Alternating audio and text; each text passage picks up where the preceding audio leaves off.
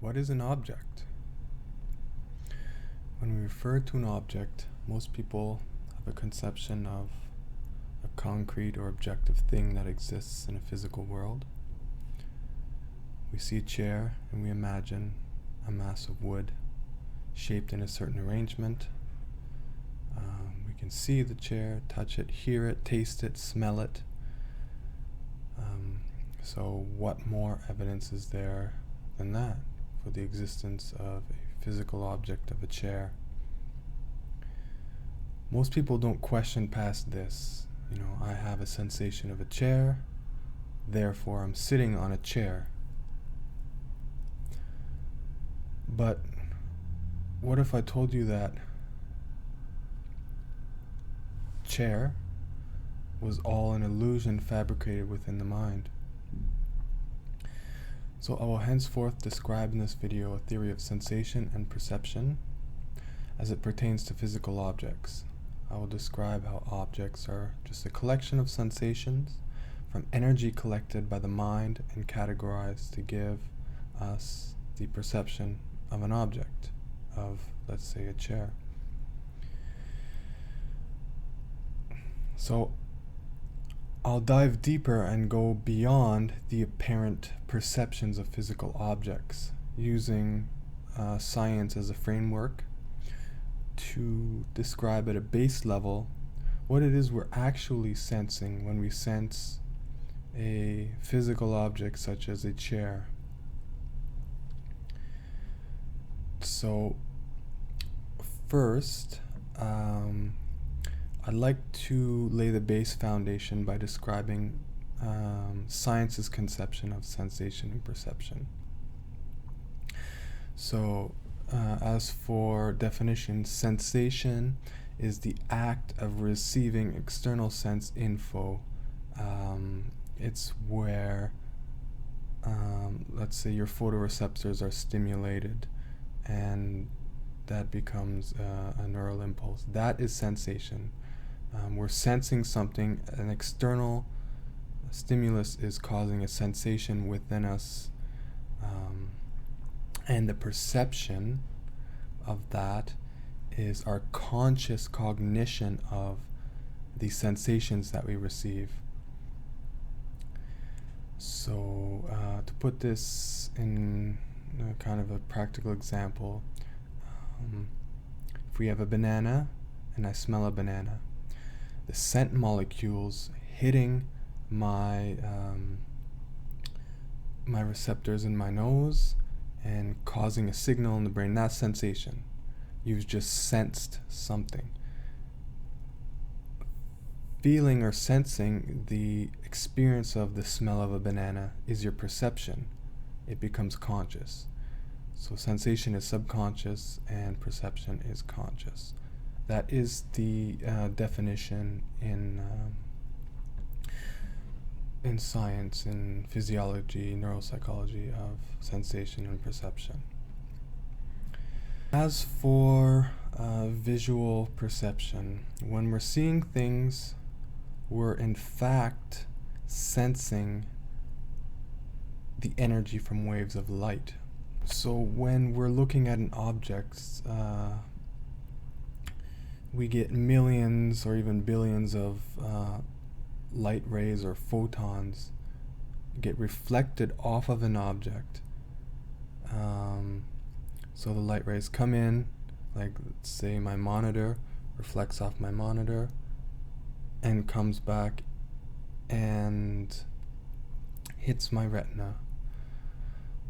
So when light hits the retina, it causes a physiological cascade and biochemical cascade, which transduces the light within the energy within the light ray to cause a photostimulation in the eye, and that becomes chemical and an electrical or electrochemical as it goes through my my neurons in the brain, and so it stimulates different parts. It goes through a certain optical pathway, through the thalamus to the occipital lobe, and then it's processed. The energy is processed and produces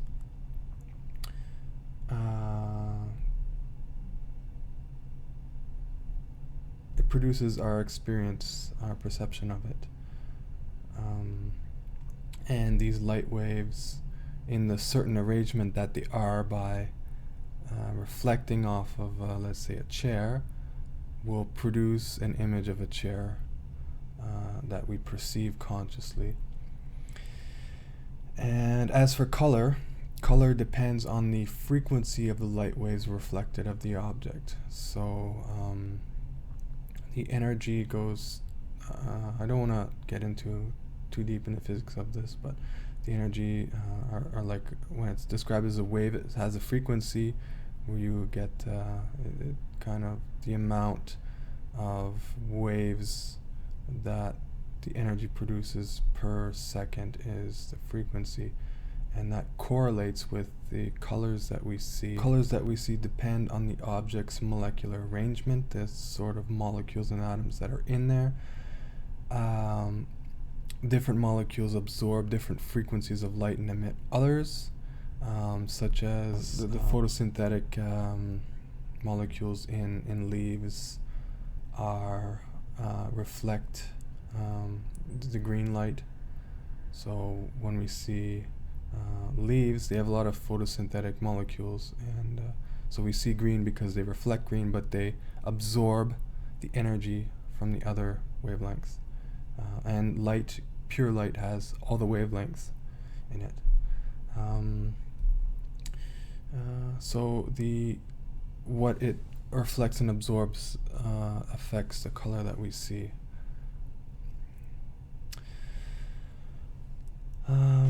So as for audition, when we're hearing things, this is the expansion and rarefaction, or expansion and contraction of air molecules.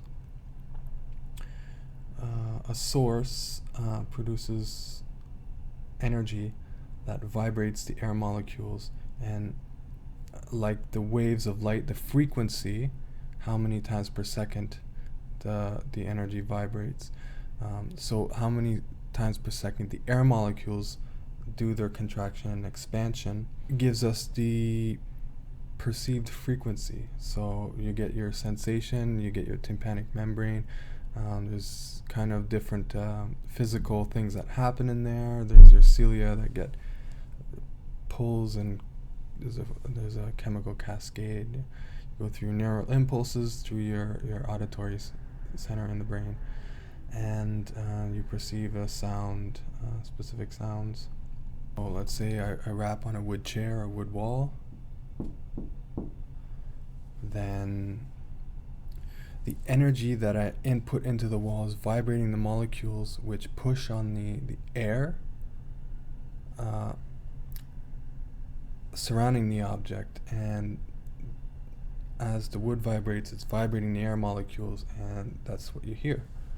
So as for touch, it requires mechanical, physical energy. So the mechanical energy that's happening from the contractions of my muscles when I'm pressing on my arm, I feel it activates the skin receptors, and it becomes biochemical, and then nerve impulses reach the brain. It senses that, interprets it, and then we perceive as a touch.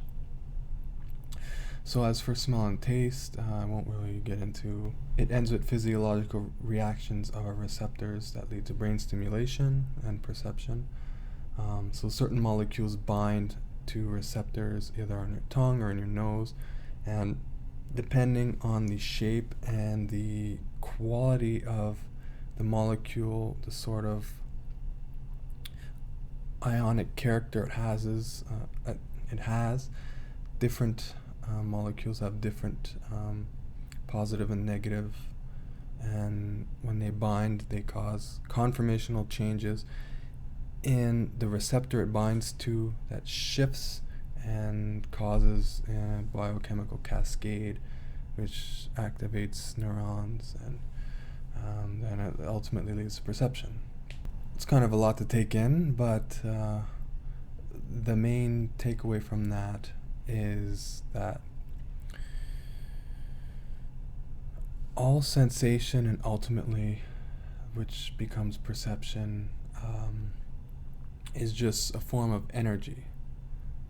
And this energy is transduced from one form to another. We have the law of conservation of energy. So for instance, from the sun, you're having fusion happen, which is creating energy from the chemical reaction, producing heat as energy and light waves, photons, that make their way to Earth.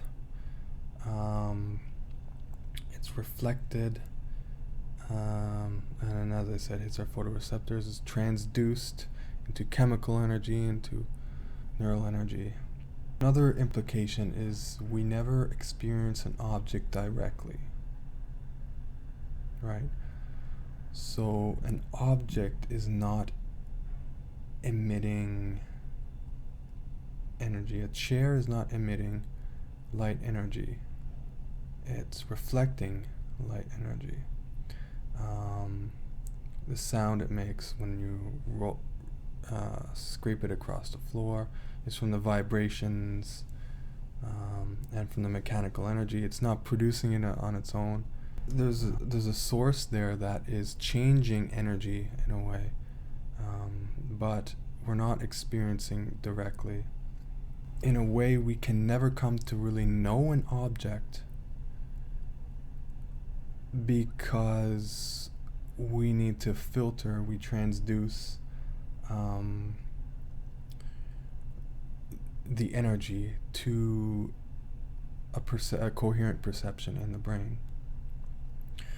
So what I'm ultimately saying here is that objects appear to us as things which are physical, and our brain processes them as such. And this is what a chair is, comes from our sensation of it, but also from our assumption, from our education and values and all that tell us what a chair should be, what a chair is. It's a physical object. We're taught, our science education teaches us that all the bases of things are atoms in particular arrangements. So what I'm suggesting here, and my ultimate thesis, is that, well, bear with me on this one, but what we perceive are not physical objects at all, but merely as something out there that is sending us energy, sort of a thing. We can't ever really come to know what a chair is in its true nature. What we do know about a chair is we sense the energy that it sends us, that we perceive, and become the info that we perceive is apparent to us as an experience of a solid physical chair object. So it appears to us the way that in our brain that things are arranged, how we categorize,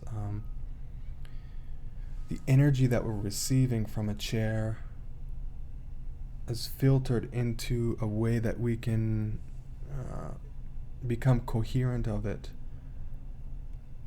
If you actually think of it, we're receiving billions of stimulations all at the same time, but everything's categorized.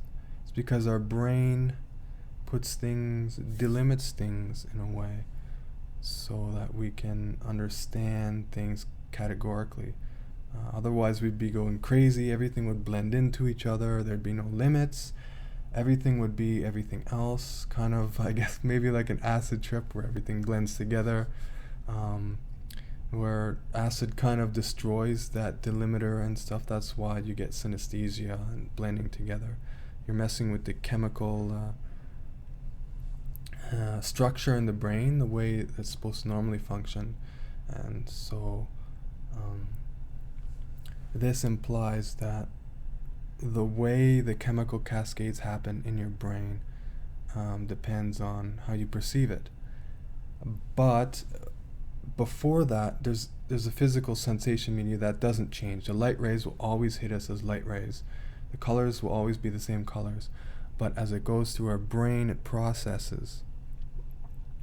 And depending on our biochemical state, our neurochemical state, is we can perceive things differently. My experience of blue might not be your experience of blue. Might be similar or whatever, but that's we can never really come to know that. But that's just speculation. So we can never really come to know the world as it is through the lens of human perception, because all the energy is transduced around us into a coherent world. I perceive a plank of wood on the chair over millions of light rays because it's easier to cognize. The plank of wood is not really a singular mass. It's perceived as a singular mass, but in reality, as science tells us, it's millions, billions of atoms, or as I like to refer to, atoms are absorbers and deflectors of energy, emits energy, and that's how we perceive things as they are. So physics tells us that the world is made up of particles, waves, forces, or energies. At the most basic or focused, or as I like to say, microscopic or level, quantum or subatomic level, is we're just looking at energies and forces. That's basically all it is. And an atom is a collection of particles and energies. But when we look at a chair, we're not seeing these energies. We're not seeing particles, atoms vibrating or in different particular arrangements. We see a chair. To boil this down to the most practical approach, when I see a chair, I'm perceiving emanations of energy from it. I can look at it, touch it, rap on it to hear, lick it, to taste it, smell it. We know there's something there for sure. There's something there that we're sensing that's producing a sensation. What we perceive is through a filter we're transducing. So we can't ever know the true nature of any physical object, of a chair. Even scientific conceptions are just inquiry, theories into what there is based on logical manifestations, or logical, as I like to say, stories that are correlative or coherent ways of categorizing the regularities of the world. So what I perceive is filtered energy to become a coherent perception of it. There's something out there in the physical space sending, reflecting, or emanating energy. There's not nothing there. There's something there that's changing energy in a way that makes it a distinct thing or part in the world. Has the ability to reflect, transmit energy that human physiological system transduces and interprets, and then we categorize it in a way to become coherent. So this is kind of like, there's a veil there, right? Think of it like Plato's cave, right?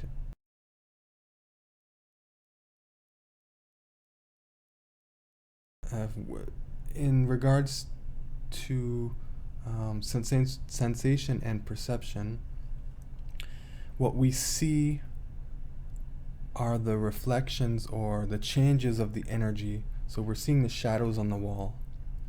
The energy that comes, let's say, from the sun is the light from the fire behind the people casting the shadows. So we're chained there. We can't turn around to look at it. We see what we see, the shadows. It's impossible to actually know what is actually happening. Most people take for granted the shadows is what it is. I see shadows, and at this level, to navigate in the world, we don't need to understand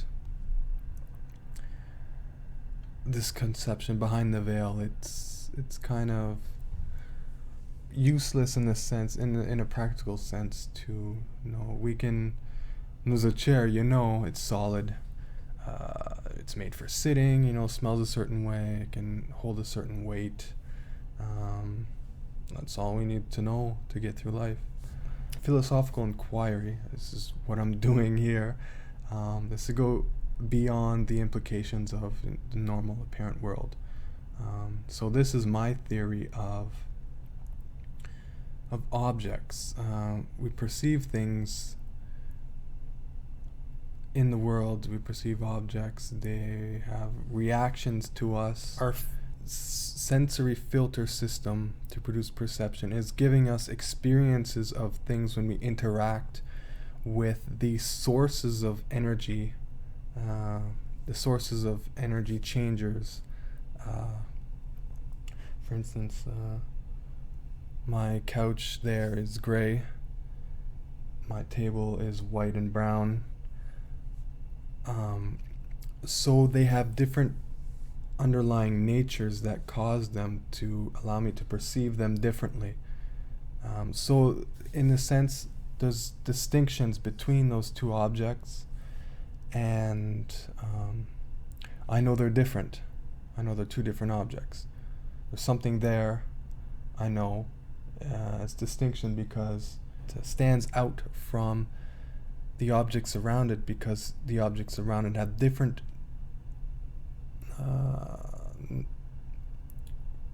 characters, natural characters, that are qualities that allow them to send us different energy info. So when I'm walking and I walk into a wall, there is a force there that is emanating energy towards me, strong enough that I can't walk through a wall.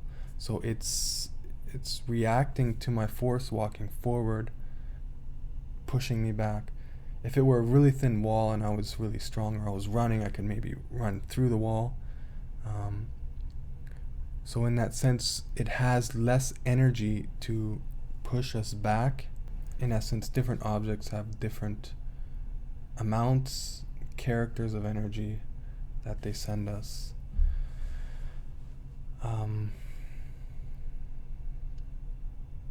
So even like when I smell a banana, we're not actually smelling a banana. We're smelling molecules that become aerosolized, that then they're emanating these molecules, which molecules are basically just, localized instances of particular energies that interact with, by the quality of that energy, interacts with our smell receptors, and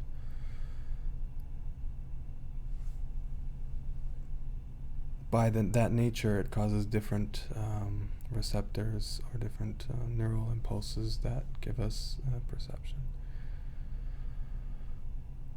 So I think that's all I have to say on this topic, to bring my point.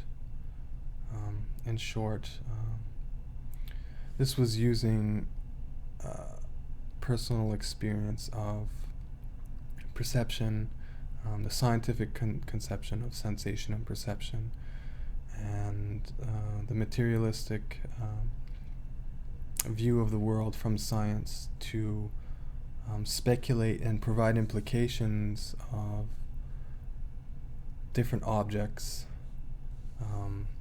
We see objects as apparent things on the surface level. But in reality, if we're using the framework of science, we can derive different implications that objects are not actually objects as we perceive them, but they are things that, manipulate energies that are there when I go to the same locations. Okay, so we're going on 30 minutes. I don't want to bore you guys too long, so I'll end it here. I hope this was enlightening to you. It allowed you to see, or at least speculate, of what's beyond the veil of normal apparent conceptions of the world. And if you like this content, you can subscribe, keep up to date. I'll be posting videos when I get interest too, maybe weekly. So thanks for tuning in, thanks for watching this video, and cheers.